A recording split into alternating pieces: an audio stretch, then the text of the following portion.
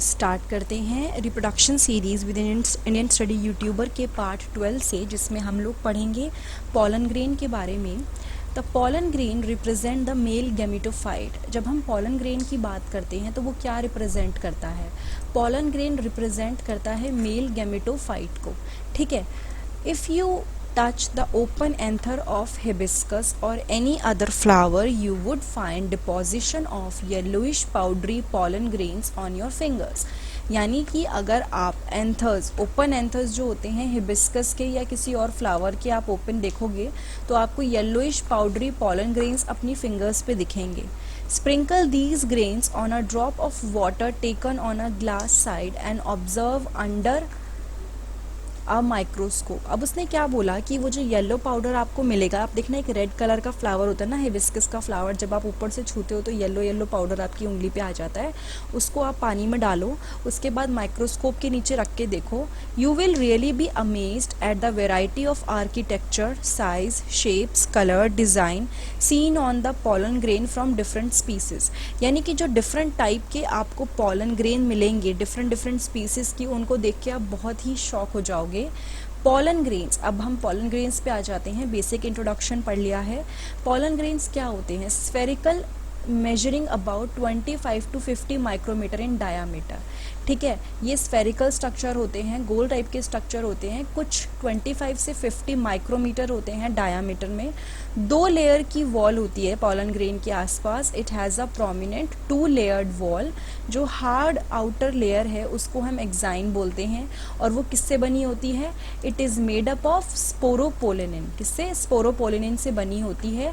Which is one of the most resistant organic material known. इसको underline भी कर देती हूँ ताकि आपको याद रहे कि स्पोरोपोलिनिन क्या है।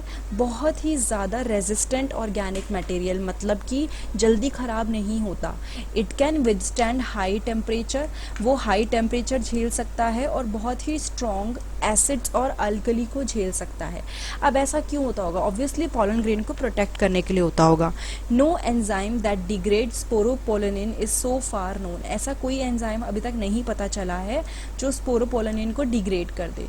Pollen grain exine has prominent aperture called germ pores where sporopollenin is absent। यानी कि अगर हम बात करते हैं हार्ड आउटर लेयर को एक्साइन बोलते हैं। ठीक है, पॉलन ग्रेन एक्साइन यानी कि जो पॉलन ग्रेन की बाहर की लेयर है उसमें कुछ एपर्चर्स होते हैं जिनको हम जर्म पोर्स बोलते हैं, जहाँ पे स्पोरोपोलिनिन एब्सेंट होता है। मतलब कि जहाँ भी स्पोरोपोलिनिन नहीं होगा वहाँ पे कुछ बाहर निकले हुए स्ट्रक्चर्स होंगे जिनको हम जर्म पोर्स बोलते हैं। Pollen grain are well preserved as fossils because of the presence of sporopollenin। जो pollen grain होते हैं वो preserved होते हैं fossils की तरह। क्यों? क्योंकि स्पोरोपोलिनिन होता है वो इजीली ख़राब नहीं होता, डिस्ट्रॉय नहीं किया जाता, इस चक्कर में ये प्रेजेंट होते हैं। The exine exhibit a fascinating array of pattern and design. जो एक्साइन होती है, बाहरी लेयर होती है, बहुत सारे पैटर्न्स और डिज़ाइन देखने को मिलते हैं। The inner wall of the pollen grain is called the intine. यानी कि जो अंदर की वॉल है किसकी? आपकी जो पॉलन ग्रेन की अंदर की वॉल है उसको हम इंटाइन बोलते हैं। ठीक है, it is a thin and continuous layer made up of cellulose and pectin. ये जो इंटाइन होती है अंदर की, पॉलन की अंदर की लेयर, वो बहुत पतली होती है, कंटिन्यूस लेयर होती है जो सेल्यूलोज और पैक्टिन से बनी होती है। ठीक है, The cytoplasm of pollen grain is surrounded by a plasma membrane। जो pollen grain का cytoplasm है वो किससे surrounded है? It is surrounded by a plasma membrane।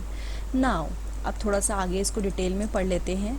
When the pollen grain is mature, it contain 2 cells। जब pollen grain mature होता है, बड़ा हो जाता है, उसके अंदर 2 सेल होते हैं। कौन कौन से? पहला है वेजिटेटिव सेल, दूसरा है जनरेटिव सेल। यहाँ पे एक बार स्ट्रक्चर देख लेते हैं, आपको दिख रहा है, मैं इसको मार्क कर देती हूँ। ये है वेजिटेटिव सेल और ये है ये वाला स्ट्रक्चर है जनरेटिव सेल। तो वो कह रहा है जब पॉलन ग्रेन मैच्योर होता है तो उसमें वेजिटेटिव और जनरेटिव सेल्स होते हैं। The vegetative cell is is bigger. यहाँ पे हम देख भी पा रहे हैं जो वेजिटेटिव सेल है वो बड़ा है, उसमें फूड रिजर्व बहुत ज़्यादा है और इरेगुलर शेप न्यूक्लियस इसके अंदर प्रेजेंट है, ठीक है। और इसके अंदर क्या है, एबेंडेंस फूड रिजर्व है। जो जनरेटिव सेल है वो छोटा है, नीचे देखिए जनरेटिव सेल कैसा है, छोटा है, जो कि जो वेजिटेटिव सेल है इसी के पूरे साइटोप्लाज्मा में जनरेटिव सेल फ्लोट करता है। उसके बाद है it is spindle shaped with dense cytoplasm and a nucleus. ये थोड़ा सा इसकी शेप चेंज है, आप देख सकते हैं इसके कंपैरिजन में। दूसरी चीज़, इसके साइटोप्लाज्मा जो है वो डेंस है, ठीक है, थोड़ा सा हैवी है और एक न्यूक्लियस है, यहाँ पे हम देख सकते हैं। इन ओवर 60% ऑफ एंजियोस्पर्म, नॉर्मली बात करें तो 60% जो एंजियोस्पर्म्स हैं वो जो पॉलन ग्रेन होते हैं वो 2 सेल स्टेज पे ही गिर जाते हैं। कहाँ पे, 2 सेल स्टेज पे ही पॉलन ग्रेन गिर जाते हैं। इन द रिमेनिंग स्पीसीज, बची हुई स्पीसीज की बात करें तो जनरेटिव सेल, यानी ये जो सेल नीचे दिख रहा है ना आपको नीचे के पार्ट में, ये माइटोटिकली डिवाइड करता है और ये क्या करता है, 2 मेल गैमेट बनाता है before pollen grain are shed. यानी कि एक तो स्टेज हो गई जहाँ पे जब ये 2 सेल दिखेंगे तब वो सेल मतलब तब पॉलन ग्रेन रिलीज हो जाएगा। फिर एक कुछ ऐसे होते हैं जिसके अंदर ये जनरेटिव सेल भी डिवाइड करके 2 मेल बनाता है, यानी ये भी क्या कर लेगा, एक बार मैं आपको दिखा देती हूँ, ये 2 बना लेगा और ये एक तो टोटल 3 सेल स्टेज पे ये पूरा का पूरा गिरता है, ठीक है। Pollen grains of many species cause severe allergies and bronchial afflictions in some people, often leading to chronic respiratory disorder, asthma, bronchitis, etc. कई बार कई लोग बहुत ज़्यादा एलर्जिक होते हैं पॉलन ग्रेन से, लाइक उनको पॉलन ग्रेन से एलर्जी होती है। दूसरी चीज़, उनको उसकी वजह से बॉडी में कुछ चेंजेस आते हैं, चाहे छींक आए, चाहे एकदम से सांस लेने प्रॉब्लम हो।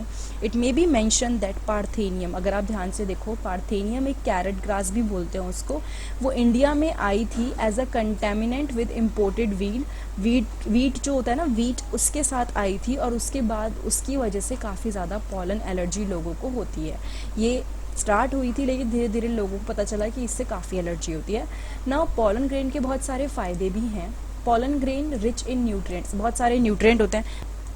It has become a fashion in recent years to use pollen tablet as food supplement. अब क्या होता है, pollen tablet को food supplement की तरह यूज़ किया जाता है खाने में साथ में, ताकि वो न्यूट्रिशन दे, क्योंकि pollen grain के अंदर न्यूट्रिशन होते हैं।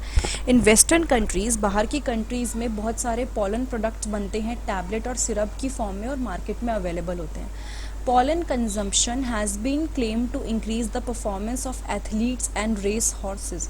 ऐसा बोला जाता है कि पॉलन के कंजम्पशन से जो एथलीट्स होते हैं और जो रेस हॉर्सेस होते हैं उनके परफॉर्मेंस बेटर हो जाती है, ठीक है।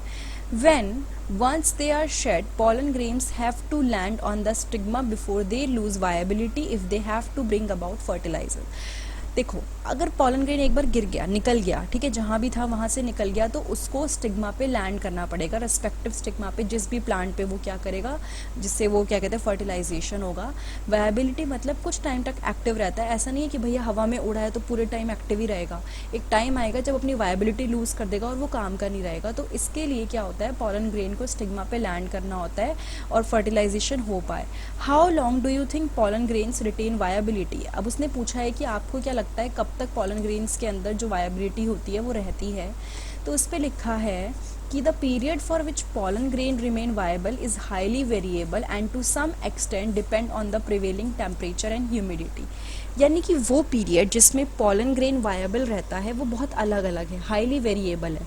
हाईली वेरिएबल मतलब कहीं पे कुछ प्लांट्स की बहुत ज़्यादा लाइक वो वायबल रहते हैं तो ठीक रहते हैं, कहीं वो बहुत जल्दी अपनी वायबिलिटी लूज़ कर देते हैं, एक्टिव नहीं रहते, बेकार हो जाते हैं, ठीक है। तो वो चीज़ें टेम्परेचर और ह्यूमिडिटी पर डिपेंडेंट होती हैं। In some cereals such as rice and wheat, अगर राइस और वीट की बात करोगे तो पॉलन ग्रेन वायबिलिटी 30 मिनट के अंदर रिलीज ख़त्म कर देते हैं, 30 मिनट में वो बेकार हो जाते हैं। अगर वो उसी 30 मिनट में किसी पे लैंड कर गए तो ठीक है, वरना वो बेकार हो जाएंगे। और कुछ मेंबर जैसे कि रोजेशिया, लेग्यूमिनेशियन, सोलोनेशिया, वो वायबिलिटी मेंटेन करके रखते हैं मंथ्स तक, You may have heard of storing semen sperms of many animal including human for artificial insemination. आपने सुना होगा कि लोगों के मतलब जानवरों के, इंसानों के, सबके स्पर्म्स को भी स्टोर किया जाता है ताकि जब आर्टिफिशियल इंसेमिनेशन हो, टेस्ट ट्यूब बेबी जैसी चीज़ें प्रोसेस हो, तब यूज़ किया जा सके.